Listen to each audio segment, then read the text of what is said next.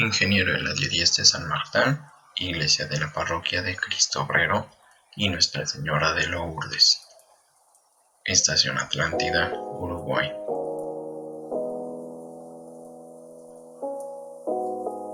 La arcilla es un elemento que se ha ocupado por más de 11.000 años, ya sea cruda o cocida, dado de forma arquitectónica presente durante todo este tiempo.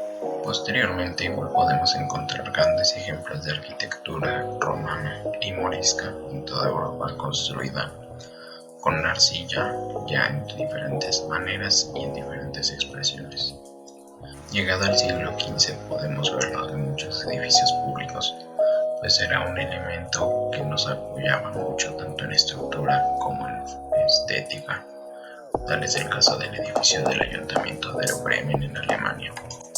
Igualmente lo podemos encontrar en otro tipo de construcciones como son catedrales a lo largo de Europa, como el caso de la Catedral de Santa Cecilia de Albi en Francia, la cual es considerada la estructura en ladrillo más alta del mundo, llegando a tener una altura de 40 metros en las torres. Nosotros nos centraremos en el país de Uruguay, un país que tuvo un siglo XX muy cambiante y convulsionado, aunque empezó los primeros 20-30 años de este siglo con una bonanza económica producto de sus relaciones internacionales con Reino Unido y con el apoyo económico de inversores norteamericanos. Para la época de la Primera y Segunda Guerra Mundial se vio muy afectado por el panorama económico mundial. Igualmente se ve muy afectado por el reordenamiento económico europeo posterior a las guerras mundiales, lo cual cerró su primer mercado de importación. Eso, ahondado con la salida de capital norteamericano, deja que para los años 50 y 60 empiece un ambiente de caos y total desastre en el país, dando pie a intervenciones de las Fuerzas Armadas que culminaban en golpes de Estado, donde la represión era una constante. Uruguay vivió así hasta finales de los años 80, donde empezó a tener una apertura económica, otra vez producto de inversiones extranjeras.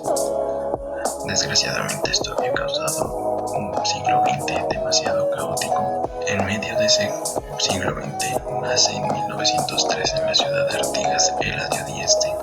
Va a la Universidad de la República de Uruguay, donde en la Facultad de Ingeniería se licencia como ingeniero civil y posteriormente da clases.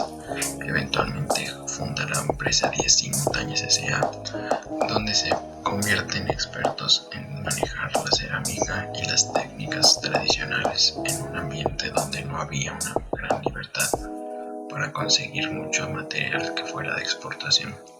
Desde 1947 desarrollan una cantidad muy considerable de proyectos, los cuales van desde vivienda unifamiliar, espacios industriales, espacios de culto, espacios de servicio de transportes públicos, silos, espacios deportivos para organizaciones, incluso centros comerciales.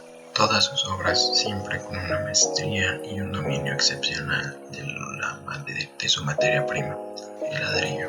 Sus obras se contabiliza más de 150 obras y 285 escuelas rurales solamente en Uruguay, 43 obras en Argentina, 27 en Brasil, 5 en España.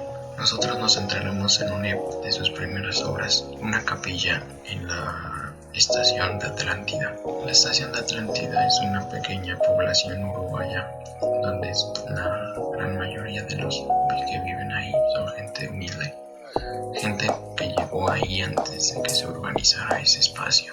La estación Atlántida surge como urbanización posterior y se ubica para 1946 una primera propuesta de una capilla. Posteriormente, para los 50, se acercan a Eladio Díez a pedirle que les ayude en ese proyecto. La empresa Díez Montañez, teniendo en cuenta que este proyecto no podía ser muy caro, busca una forma de darle el mejor uso a los recursos existentes, por lo cual, ya con la experiencia previa que tenían, optan por tener una propuesta en la cual los elementos portantes sean lo mismo que los herramientas, intentando así tener una mayor espacialidad con el menor material posible. Para la parte de la cubierta ocupan trazos catenáricos. Esto se genera una superficie constante que puede cerrarse totalmente. Para los muros se proyectan conoides, ya que en su parte inferior tienen una directriz recta y su parte superior es una sucesión de parábolas y medias parábolas, generando así una estructura resistente por su misma forma. Todo el proyecto de la iglesia de Atlántida es un proyecto por demás interesante. Es un proyecto donde podemos ver que hasta el más mínimo detalle está planeado, pensado, para que trabaje como parte del conjunto. Tenemos elementos visualmente aislados pero que son parte del mismo conjunto. Tal es el caso del campanario y el baptisterio. Una forma de economizar el recurso fue generando estas mismas plantillas en el piso, subiéndolas mediante unos andamios sencillos para posteriormente de ahí colgantear varillas, las cuales los mismos obreros iban siguiendo el trazo del muro. Esta geometría particular de los muros permitió generarlos con la mínima siembra posible. Esto ahorró material y dinero. Posteriormente en la parte superior estos muros rematan con unas cadenas que van a su vez a recibir el techo. Para el techo se ocupa una sola sección de cimbral, la cual se va a mover de lugar conforme se vaya avanzando en su construcción. Esto igualmente genera un ahorro sustancial en dinero. Todos los muros constan con varilla delgada armándolos entre sí. Así se genera más estabilidad. Estructuralmente se puede llegar a prescindir de los muros de cerramiento. Solamente con los muros laterales y la cubierta se sostiene el edificio. Muro posterior y muro frontal son muros diafragma nada más. Muros que muy ingeniosamente el lado este separa por unos milímetros, dando a entender que pueden estar ahí, pero no son necesarios totalmente para que el edificio se sostenga. Otro elemento muy interesante es el campanario, estructura externa cuya geometría podemos ver igualmente en sus modelos de torres para agua y torres de teletransmisiones. Esta es una estructura simple y sencilla en la cual los mismos elementos de cerramiento van generando los escalones. El costo de la obra finalmente se multiplicó. El presupuesto original en el año de 1958 era de 108,000 pesos por la construcción del templo y 4,000 por el campanario, pero para el año de 1960 que se terminó, el costo del templo fueron 284,200 pesos, un incremento de 263%. Este incremento no se dio por malversación de fondos, sino por el aumento en los costos de los insumos. Mismo Eladio Dieste comentaba que requirió 24 discos para cortar ladrillos. El precio de estos al iniciar la obra era de 25 pesos cada uno.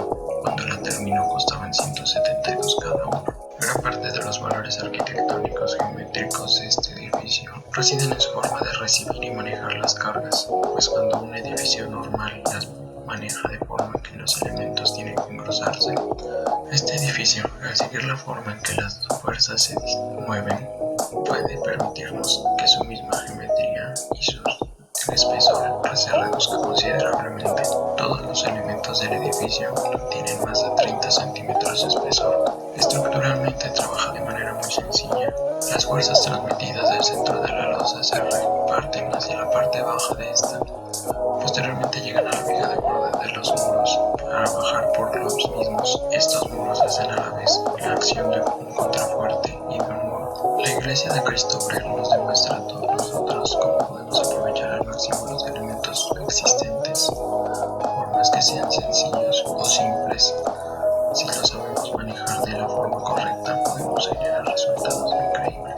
También nos deja entrever lo importante que es el entender cómo se mueven y se manejan las fuerzas de nuestros edificios.